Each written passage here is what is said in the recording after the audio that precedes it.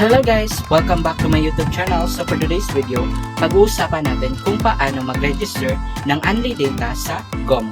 But before that, intro muna tayo. Okay?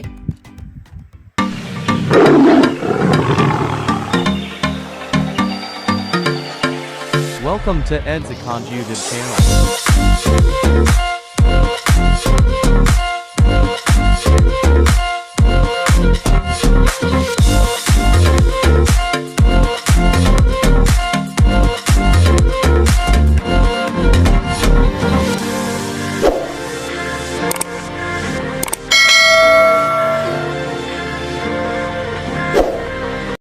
I'm back! So kung bago ka pa lang sa aking YouTube channel, don't forget to subscribe me and click the notification bell para ma-update ka sa mga videos na i-upload ko. So let's start now. Disclaimer lang, hindi ako nagpro-promote ng GOMO SIM card. I just want to share my experiences sa paglo-load ng GOMO SIM because I'm a GOMO user. Ang unang step sa paglo-load ng Unli data sa GOMO ay kailangan nakakonect ka sa Wi-Fi connection or may mobile data kayo. Kasi kailangan to ng mobile connection or data connection. And then make sure na nakapag-download na kayo ng GOMO application. Kung hindi pa kayo nakapag-download ng GOMO app, maaaring pumunta kayo muna sa Play Store at i-download ang GOMO application. Pagkatapos ninyong ma-download ang GOMO application, maaaring i-open ito at pumunta sa GOMO.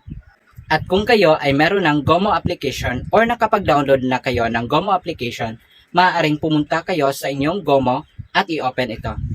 Pagkatapos ay mapupunta kayo sa GOMO application. Pagdating ninyo sa inyong GOMO application or sa inyong GOMO account, meron diyang mga options sa ibaba which are Home, Mo Creds, Shop, and Account. So i-click mo yung Shop. Pagkatapos ninyong maklik ang Shop ay meron diyang lalabas na mga options kung ano yung ilo-load ninyo. So meron diyang Unli data for 30 days for 599 pesos. So yung Unli data guys ay hindi siya permanent na available or hindi siya palaging available. So mag-antay kayo or mag-abang kayo kung kailan siya available. Magpa-pop up lang siya or lalabas lang siya sa GOMO application kung available na siya. So kailangan yung mag-abang. And then meron din diyang 30 gig with no expiry data for only 399 pesos. So yung 30 gig with no expiry data guys ay wala siyang expiration date.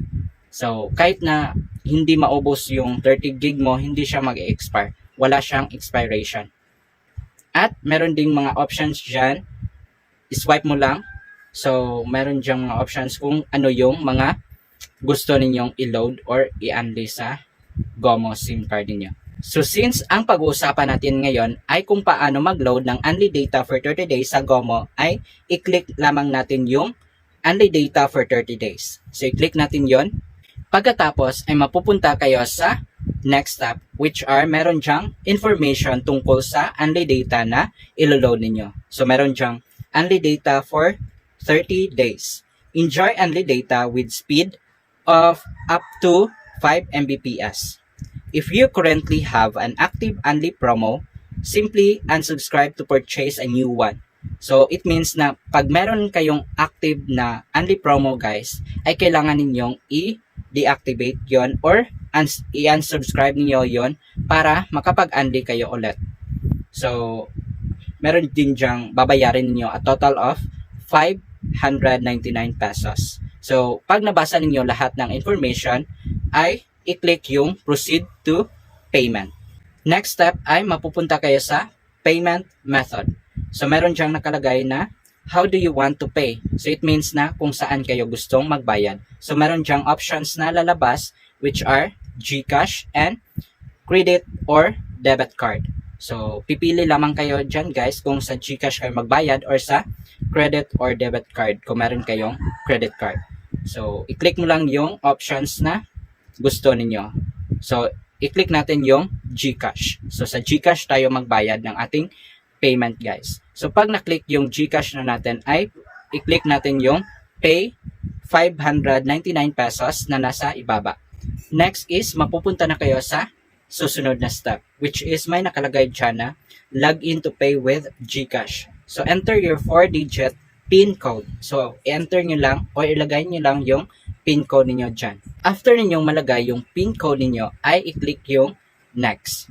Pagkatapos ay mapupunta kayo sa next step, which is may nakalagay dyan na enter the 6-digit authentication code sent to your registered mobile number. So, ang GCash ay magsisend ng code sa inyong mobile number at yung code ay ilalagay ninyo dito. So, kung hindi nyo natanggap yung code, ay always click the resend.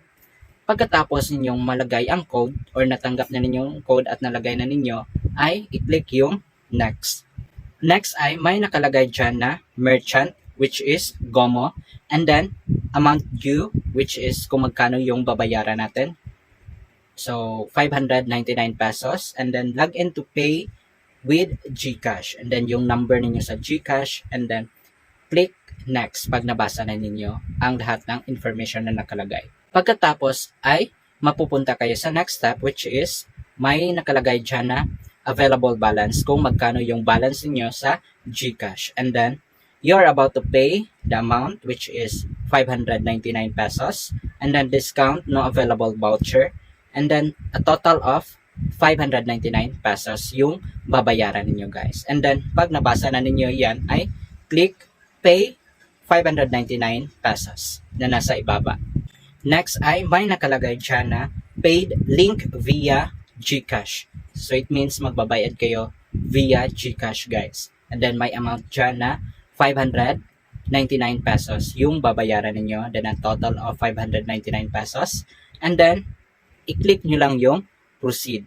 Pagkatapos ninyong maklik ang proceed ay mapupunta kayo sa next step, which is may nakalagay dyan na check na naka-green and then successful purchase. So it means na successfully loaded na yung unli data ninyo sa GOMO guys. And then we sent an email with the confirmation of your purchase. So magsisend din sila ng email sa inyong email address na inilagay ninyo sa GOMO account ninyo. So i-check niyo yon. And then meron din dyang mga order summary. So, September, kung kailan kayo nag-purchase or nag-load, and then time, and then unli data, 30 days. So, kung ano yung unli na iniload ninyo guys, and then transaction number, total amount, which is 599 pesos, and then payment method is GCash. So, GCash yung ginamit natin sa pagbayad. And then, pag nabasa na ninyo lahat yan, ay pwede mong screenshot and then click back to shop. Next is magsisend ng message sa inyo ang GOMO na successfully na yung load na unli data ninyo. And then always check your GOMO account kung meron nang nakalagay na unli data. So pwede niyo nang ma-enjoy ang unli data ninyo guys, valid for 30 days. And then i-check nyo din yung GCash ninyo kung nabawasan ba siya ng available sa balance ninyo guys, kung nabawasan ba siya. So it means na successfully loaded na siya. So ganun lang kasimple ang mag-load ng unli data sa GOMO. Kung nagustuhan mo ang video na ito, don't forget to subscribe me and click the notification bell para ma-update ka sa mga videos na i-upload ko. So thank you for watching guys. Keep safe everyone. Thank you very much for watching.